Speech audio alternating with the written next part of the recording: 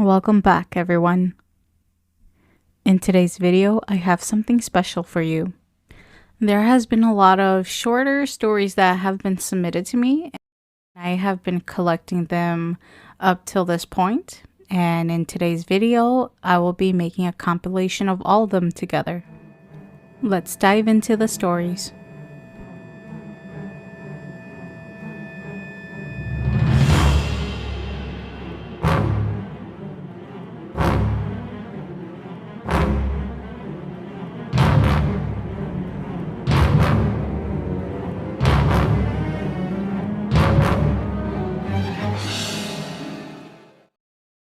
Story number 1. I had an uncle who passed away in Wisconsin. It was me, my older brother, and my mom that attended the funeral. On our way back home, we got really tired, so we decided to stay at the Chalet Motel.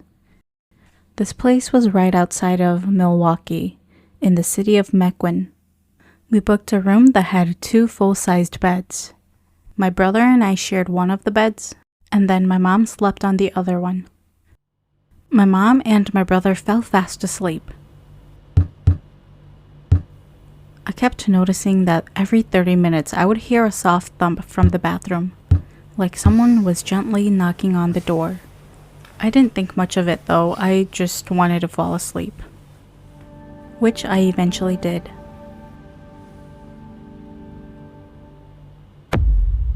At exactly 5 a.m., I woke up unusually alert. I sat up and looked around the dark room. I didn't see anything unusual. I laid back down and pulled the blanket over my head. I thought about just going back to sleep, but I couldn't shake off this weird, uneasy feeling. I uncovered my head and glanced towards my mom's side of the room. My mom was sitting up on her bed, facing my direction. I was about to call out to her and ask why she was up, when something made me pause. I looked closer and realized behind my mom was my actual mom. She was still laying down, sound asleep. Now who's that sitting up? I stared at it for a while to make sure I wasn't imagining things. I even sat up to get a better look. The figure stayed super still. It was slightly hunched forward with its hair sticking up straight at an angle. I purposely coughed just to see if it would react.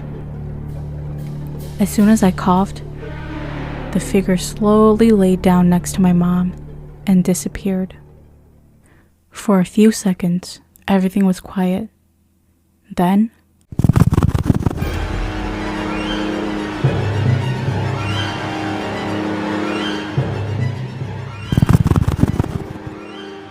I heard it, the sound of something crawling, fingers dragging across the carpet.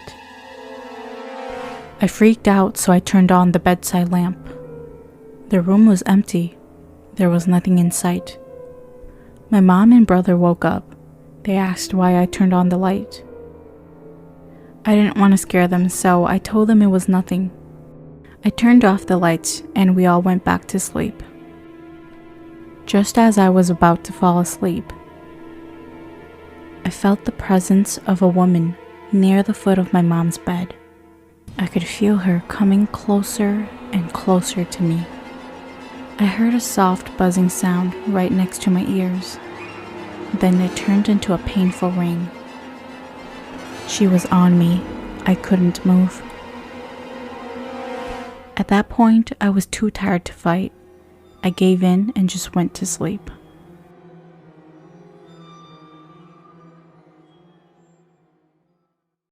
Story number 2. In 2016, my 2 younger brothers and I would go bowling almost every weekend. Our place of choice was AMF Bowling Center, located in Brooklyn Center on Earl Brown Street. We only bowled at night since during the daytime there were many league events going on. At the time, my 2 younger brothers lived in Wisconsin for work. Usually after bowling, they would just come home with me and sleep at our parents' house. However, on this day after bowling, my brothers decided that they were going to make the drive back to Wisconsin since it was a Sunday night and they needed to go to work the next morning. So I drove home to good old North Minneapolis alone. Now, most of the homes in Minneapolis are super old, but the house we're living in was built in 2002, so it was more or less modern. This house is a split level and has 4 floors. It's a bit unique. Right when you walk through the front door, you would see our main living room. In order to access the other floors, you would have to walk through the living room. Then you would be met with splitting stairs. 1 flight of stairs going up, 1 flight of stairs going down. Going upstairs, there are some bedrooms. Going downstairs, there's a second living room. On that floor, there's also another bedroom which my parents sleep in. Right next to the door of my parents' bedroom, there's another set of stairs that goes down to the basement. And that was my room. Although I don't really call it a proper room because it's just an open space that looks like a living room. I never really felt scared sleeping down there alone because my parents' bedroom was so close by. That night, after I came home from bowling, I went to sleep as normal. I woke up in the middle of the night to this noise.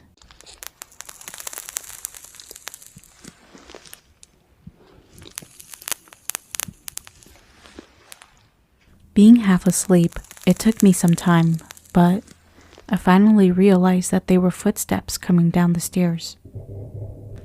The stairs had rubber stair treads that were installed by the previous owner. Whenever someone steps on them, you could hear the distinct sticky sound, like shoes peeling off a wet surface. I opened my eyes and lifted my head up, looking towards the stairs. The footsteps stopped. Since this was the basement level, it was pitch black. I couldn't see anyone or anything. I decided to just lay my head back down. As soon as I closed my eyes, the footsteps started again. My intuition told me that this wasn't any of my family members, but I tried to ignore it anyways. This was a big mistake on my part. My head started feeling super light, like a floating balloon, and all the hairs on my body started to stand up. I was reminded of how the OGs would say that when you get this feeling, it's because your spirit sees something. I kept laying there, hoping that it would go away. And then, I felt my bed sink in, like someone had laid down next to me. At this point, I was scared and I didn't want to open my eyes. I'm a back sleeper, but I thought about turning onto my side. I was told by friends that if I sleep on my side, I can't get sleep paralysis. As I slowly moved centimeter by centimeter to turn my body, I got sat on. I couldn't move. I couldn't breathe. This was my first time ever experiencing anything like this. I don't remember what happened after, but I must have knocked out. I only remember waking up to my alarm the next morning. After I came home from work that day, I asked my family if any of them walked down to my room in the middle of the night. None of them admitted that it was them, but I could tell my mom had her suspicions about something. Later that night, I found out that my mom had already set up a bed outside of their bedroom for me to sleep in. I was pretty creeped out by the events that happened the night prior, so I did sleep there that night. 你这么直路去嘎 In the middle of the night, I woke up again, but this time, to the sound of my mom swearing and spitting. Concerned, I went to see what was wrong. 我不不我家保老丁你东家老母我保很叫手咋我丁丁的比不了我太原当了点 What my mom said sent a chill down my spine. My dad wasn't that concerned, so he just told my mom that he'll eventually look into it. A couple of nights later, the same thing happened. A dark figure, but this time, my mom said, it was floating in the air. She did her usual thing by spitting and cursing at it. Since it was the second time now and my dad didn't really seem to care, my mom took matters into her own hand.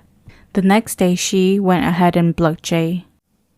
That is where you go around your house with a broom and you sweep while singing some words to tell spirits that they don't belong in your house. After the whole thing, you have to throw away that broom. This seemed to have worked for my mom. She didn't experience anything after that. My mom believed that something must have followed me and my brothers home since we went bowling so late at night. I thought it was all behind us, but I had no idea that that thing was still around. A year later, my oldest brother moved out, so I got to move into his bedroom, an actual bedroom. One night, I was talking to my girlfriend, who is now my wife. We were talking and I started dozing off. As my eyelids became heavy, I heard the door to my room open. I didn't hear a doorknob turn at all, just the door hinges squeaking a little. Then my head felt the same way it did that one time, light as a balloon. I knew this feeling way too well. I could feel the thing slowly creeping closer to me. I was completely frozen, and my back was facing the worst possible direction. It was facing the door, where that thing was coming from. I was too scared to move. Then I remembered what my dad told me after my first experience, to try and scare it before it does anything to me. As I feel it getting closer and closer, I jumped up really fast and turned while yelling, "Yo!" I must have scared it because all of a sudden, I saw my fan rocking side to side as if somebody ran into it. There's enough light emitting from the neighbors and the street lamps that allow me to see shapes and figures in the room, but not enough for me to actually make out what they are. This just made everything so much creepier because I was absolutely convinced that there was someone else in the room with me. I was brave enough to dash out of the room. One of my brothers had to sleep with me for the rest of that night. Whatever that thing is, we never really got rid of it. There are other instances where it showed itself to my family. My niece, who comes and sleep over during the summer, she would see it walk back and forth from the dining room to the kitchen. I continue to have very vivid dreams of this thing. It always messes with me and wakes me up at 3:30 a.m. It is now 2024 and that thing is still around. It seems to manifest and show up whenever I listen to a lot of Hmong stories. My wife has told me to stop listening to Hmong stories. What do you think?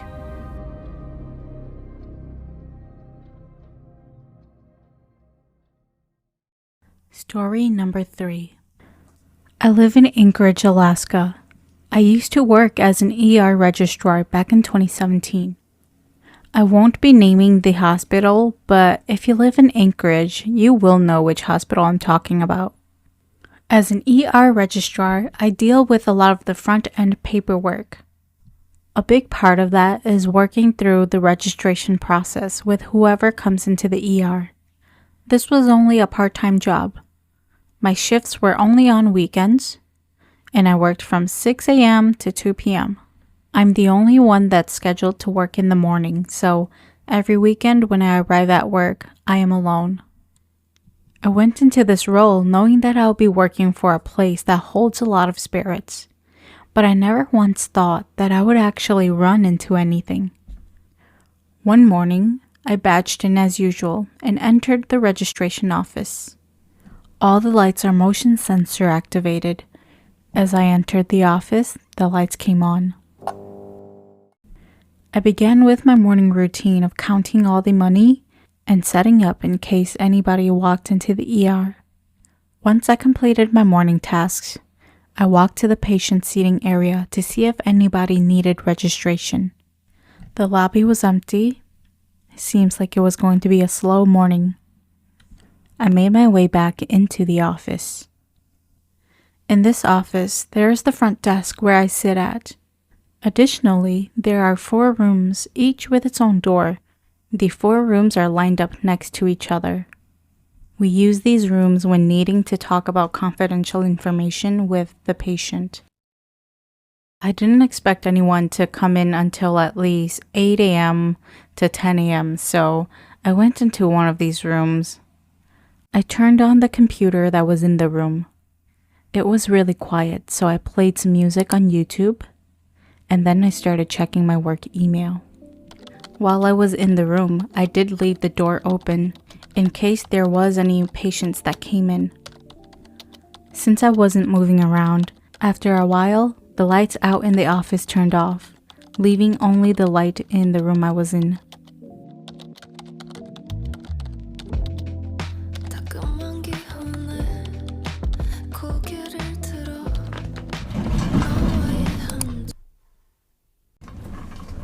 I heard the sound of an office chair rolling in one of the other rooms, as if someone was moving it. I knew right away something was off, because if someone had entered the office, the lights out there would have turned on and I would have seen. But the office was still pitch black.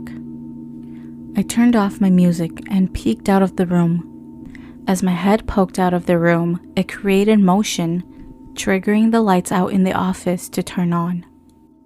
Standing there, I looked everywhere, but nothing seemed out of the ordinary, and there was for sure no one. Just as I was about to go back into the room,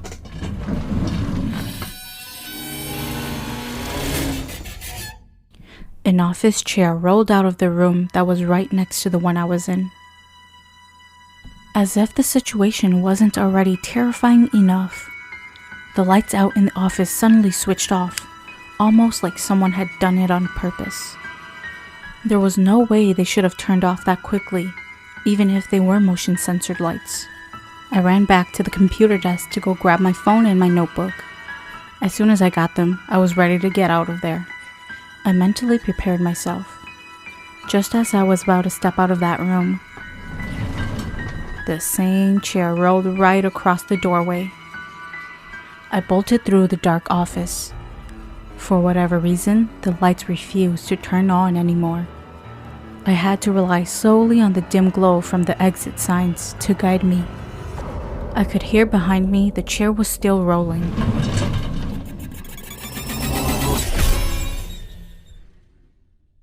I finally got out of there into the ER nurses station. All the nurses were confused. They turned to me and asked if I was okay. I couldn't speak. I was so shaken that I bursted into tears. I sat with the nurses until 10 a.m. when my team leader finally arrived. He noticed that I was not in the office where I should be sitting. He questioned why. I explained everything that had happened. He told me that in his 4 years there, he had never experienced anything like that before. He assured me that I was going to be fine. Did I believe him though? No. After that shift, I never went back, and I don't regret it. Story number 4. It was a calm night, and the house had fallen asleep.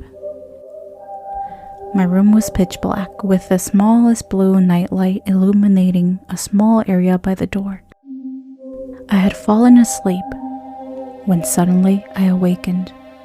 I opened my eyes and I realized the nightlight had fallen out of place. I can't fall asleep without it, so I got up and started feeling my way to the door.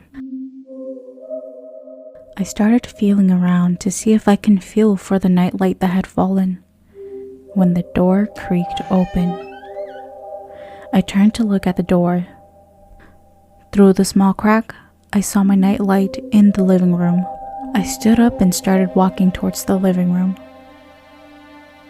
As I followed the blue light, it seems to be getting further and further away from me. I feel like I've been walking for more than 5 minutes. Why is the living room bigger than I remember? I finally reached the nightlight after walking for what felt like an eternity. And for some reason, it was not my living room anymore. This was a village, like one of those in old Hmong movies. All the houses were made from bamboo and leaves. I could see some people around, but they were turned away from me, doing their own thing. I walked around the village, and it seemed like I was invisible to them, until one middle-aged woman came up to me with a gu on her back. Her face was blurry to me. 都没菜，不要个帮上忙。 I figured I could go ask her for some help. Pao, nó yo cả tư. 都没菜，不要个帮上忙。 Yo cơ, nó yo cả tư à Pao. 都没菜，不要个帮上忙。 This time, I didn't respond. I focused on getting a better look at her face and the town. I noticed now that everything looked deteriorated.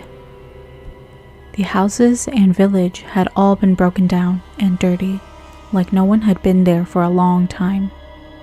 I looked back at her and she started to transform. She now had long, black, dirty, nappy hair. She was dressed in traditional Hmong clothes, but they were all tattered and dirty. Her sashes weren't even tied on correctly. Her green glowing eyes pierced through mine. She had the biggest smile on her face. I was so afraid because I knew who she was. She's from all my nightmares. She's what I see when I close my eyes in the shower. She's who I know is in the backseat of the car with me in the dark. The one that has been following me all these years. The one responsible for me needing to sleep with a nightlight. 表面菜，我要个帮上忙。 I pushed her with all the might that my 8-year-old body could muscle up. She falters a few steps back and loses her balance for a few seconds. She picks herself back up and she starts running after me.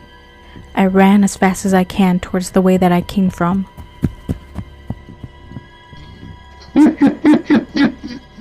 我要个帮上啊！ Was this a game to her? I was so afraid I started begging anyone to help me. Finally, I saw my bedroom door. 你行呀，我就到嗰邊咯。 I ran into my room and slammed the door shut. 佢可當做功課了嗎？剛才過阿次喲。 I jumped into my bed and hid under the sheets. I listened to the pounding until it went quiet. I feel my mind awaken before my body. I feel myself tossing and turning in bed. I jolted awake with my pillow drenched in sweat.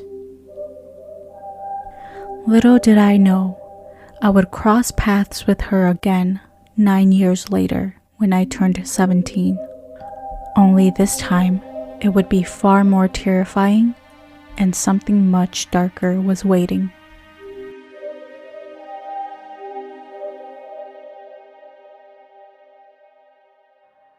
Thank you for watching and listening. If you enjoyed this video, don't forget to hit that like and subscribe button for more content.